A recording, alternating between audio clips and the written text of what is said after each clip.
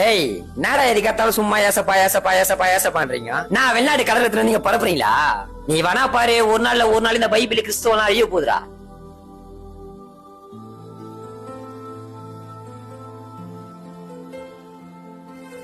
டேய் என்னடா உட சண்டை போட்டு போற மாதிரி தெரியுது.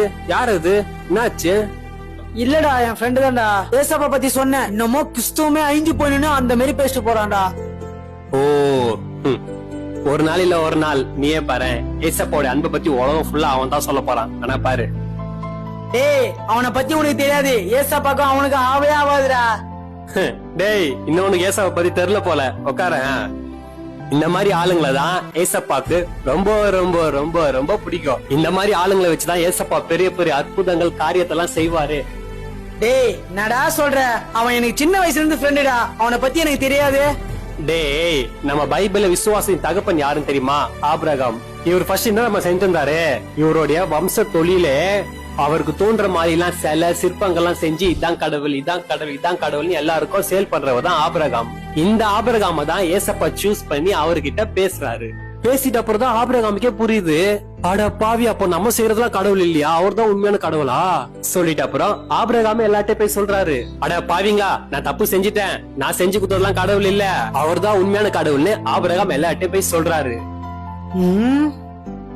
டேய் பைபிள்ல இன்னொரு சூப்பரான எக்ஸாம்பிள் இருக்கு. சவுல் என்னப்பட்ட பவுல் கிறிஸ்தவர்களை அழிக்கிறதுக்கு தமஸ்குக்கு போயிட்டு இருக்கிறாரு. இந்த போயிட்டு இருக்கிற கேப்ல ஏசப்பா அவர்கிட்ட பேசுறாரு, நீ துன்பப்படுத்துகிற இயேசு கிறிஸ்து நானேன்னு. அந்த இடத்துல அவன் மனம் மாறி தமஸ்குக்கு கிறிஸ்தவர்களை அழிக்கிறதுக்கு போனான். ஆனா தமஸ்குக்கு போயிட்டு ஏசப்பாவோட அன்பை பத்தி போதிக்கிறான். பாத்தியா ஏசப்பா எப்படி மாத்துறாருன்னு? ஆமால. டேய் இன்னொரு சூப்பரான எக்ஸாம்பிள் பைபிள விடு. நம்ம பிரான்ஸ்ல 18ஆம் நூற்றாண்டுல வால்டர்னு ஒருத்தர் வாழ்றாரு. அவரு சவால் விடுறாரு, இன்னும் 100 வருஷத்துல கிறிஸ்தவமும் பைபிளும் அழிஞ்சு போயிடும் அவர் சவால் விட்டாரு. நாட்கள் சென்றது. கொஞ்ச வருஷத்துல வால்டருடைய ஃபேமிலி ரொம்ப வறுமைக்கு போனாங்க. வால்டர் செத்தாரு. அவருடைய குடும்பம் ரொம்ப வறுமையில இருந்ததுனால வால்டருடைய வீடை வித்தாங்க. அந்த வீடை வாங்கினது ஒரு பைபிள் சொசைட்டி. எந்த இடத்துல வால்டர் பைபிள் கிறிஸ்தவமா அழிஞ்சு போயிடுன்னு சொன்னாரோ அதே இடத்துல பைபிள் பிரிண்ட் பண்ணி உலகம் ஃபுல்லா போகுது. வால்டர் செத்து போயிட்டாரு, ஆனா இன்னைக்கு வரைக்கும் அது பைபிள் மியூசியமா இருக்கு.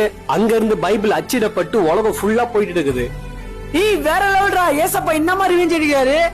டேய் இத கூட விடுறா, நம்ம ஃப்ரெண்டு சரவணா எடுத்துக்கோ. கிறிஸ்துக்கு விரோதமா அவன் எப்படி நின்னா வைராக்கியமா, ஆனா இப்ப அவ்வளவு வைராக்கியமா நம்ம கண்ணு முன்னாடி அவன் ஏசப்பா பத்தி எல்லாத்தையும் சொல்லல. அவன் ஏசப்பா செஞ்ச அற்புதத்தை பத்திலாம். டேய் நீ சொல்றது காட்டுதான்டா. என் ஃப்ரெண்டும் ஃபியூச்சர்ல பெரிய ஊழியக்காரன் ஆவான்டா. அவள்தான்